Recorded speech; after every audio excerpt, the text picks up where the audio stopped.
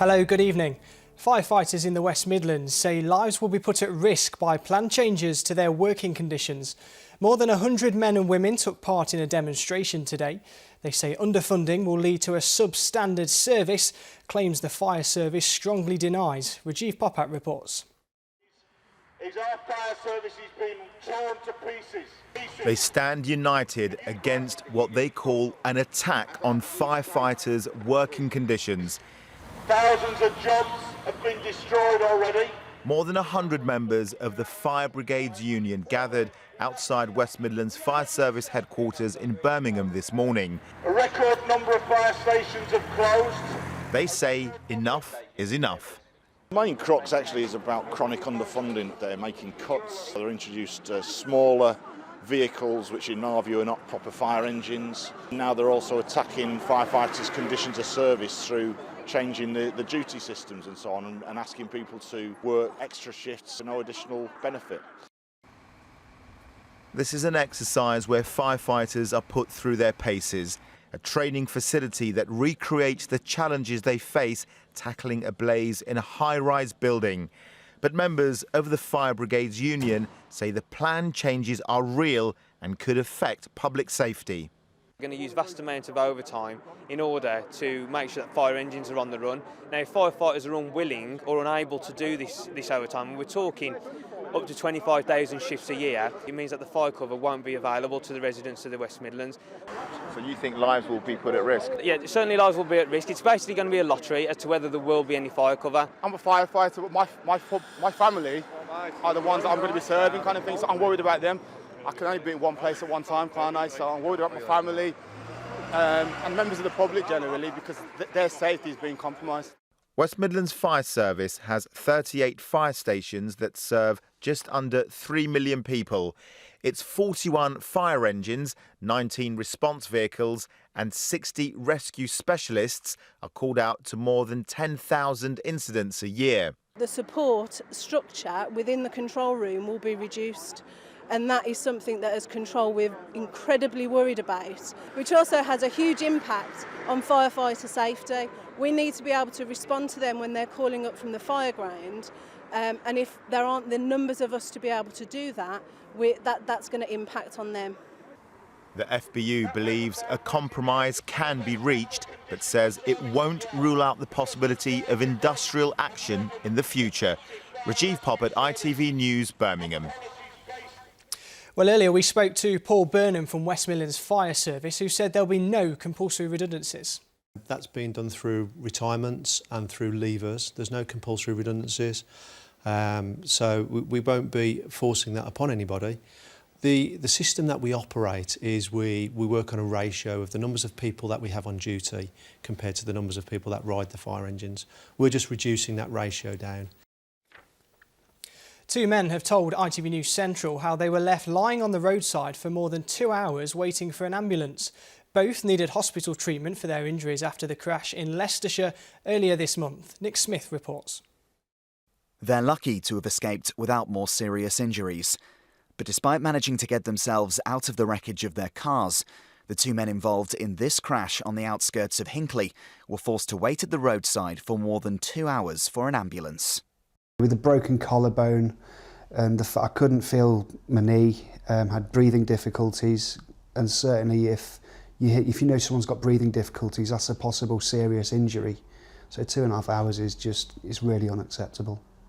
They didn't really tell me how long it would be. It was just a case of, shouldn't be long now, was the response. But I could hear their radios going. I could hear control telling them that they had no ETA for an ambulance at all. Self-employed musician Steve Faulkner was on his way home to Derby after finishing a gig when he lost control of his car. His vehicle hit the 4x4 that Martin Croft was driving as he travelled home from work. He took us back to the spot where he lay at the side of the road, waiting for emergency treatment. You can see where I've impacted about where the Hinckley and Bosworth sign is, and I've gone off down the road and come to a stop just before that telegraph pole. I mean, there's a pit just to the right of me that if I'd come off a bit sooner I'd have gone down there or into the trees or railings down there, and it could have been a lot worse. Both men agree that the only reason they got through it was thanks to firefighters who arrived on the scene within 10 minutes. They were able to give them first aid and protect them from the elements. It started to rain and they'd never done this before, where they actually used 2 ladders, crisscrossed them, and used a tarpaulin to make a tent over me. So I'm just sort of lying there on a spinal board, getting soaked if it wasn't for them. They were really, really good. I don't know if it was just a case of so many incidents happened that night that they didn't have enough ambulances, or it's just budget cuts and they haven't got enough ambulances on the road to cover the amount of people in Leicestershire.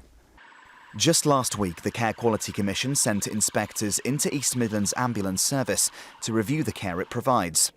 The results of that inspection are due in the new year, but this incident is the latest bout of criticism for the service, which responds to more than 600,000 calls a year. Nick Smith, ITV News. Well, Dr. Bob Winter from the ambulance service gave us this response. Is that we're sorry for the delay in the response and wish both the gentlemen involved a speedy recovery. But at the time that their call came in, we were responding to 19 what we call red emergencies, and these are people in cardiac arrest or unconscious. And clearly these life-threatening emergencies will always have to take priority. We're also aware that at the time the call came in, we had crews queued at Leicester Royal Infirmary waiting to hand over patients, and those vehicles were not available to respond to 999 emergencies. Foreign police will be working in the region this week to catch wanted criminals from Europe. It's the 5th time West Midlands Police has hosted Operation Trivium.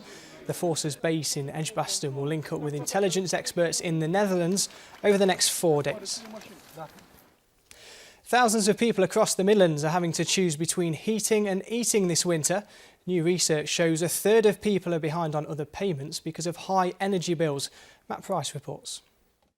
There have been times where I've unintentionally contemplated the only way out as being something dramatic. Mary Carrick knows all too well what it's like to live on the breadline. Forced to leave work due to health reasons, she's one of thousands of homeowners across our region struggling with the cost of energy bills. For her, a warm home, even a warm meal, can be luxuries. I know where all the reduce counters are in all the supermarkets, and go wherever possible for the ones that are past the sell-by date.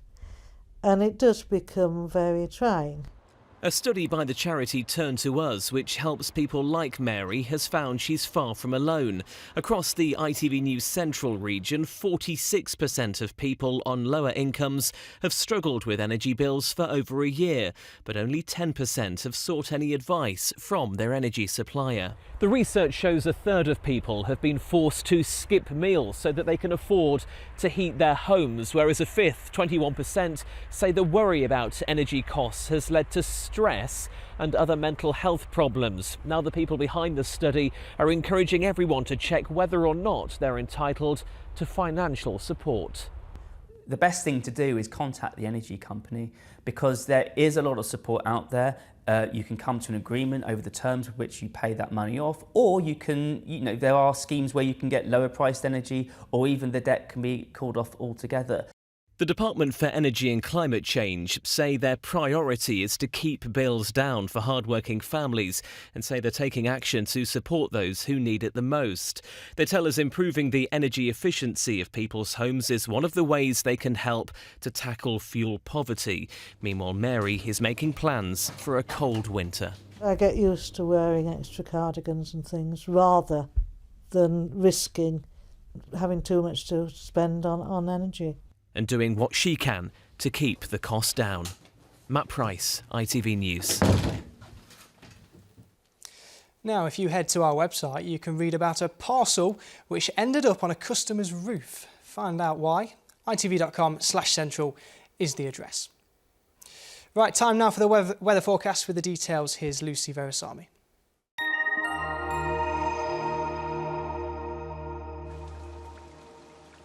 Spots of rain will give way to sunny weather. Thomas Cook sponsors the ITV Central Weather. Hello to you again. A very good evening. Well, after such a cold day, it's set to remain chilly all week, but the blustery winds will keep frost and fog at bay in the coming few nights. In the next few hours, misty low cloud out there, rain on and off. Temperatures very similar to what we saw today. It stays really quite chilly, but nowhere near as cold as the last few nights. No problems with any fog or any frost. And into tomorrow morning, disappointingly grey. A good deal of cloud, the thicker cloud giving some dribs and drabs of rain before blustery showers get going a little later. And not as cold as it has been, but it still remains a little on the chilly side. See you again soon. Thomas Cook sponsors the ITV Central Weather.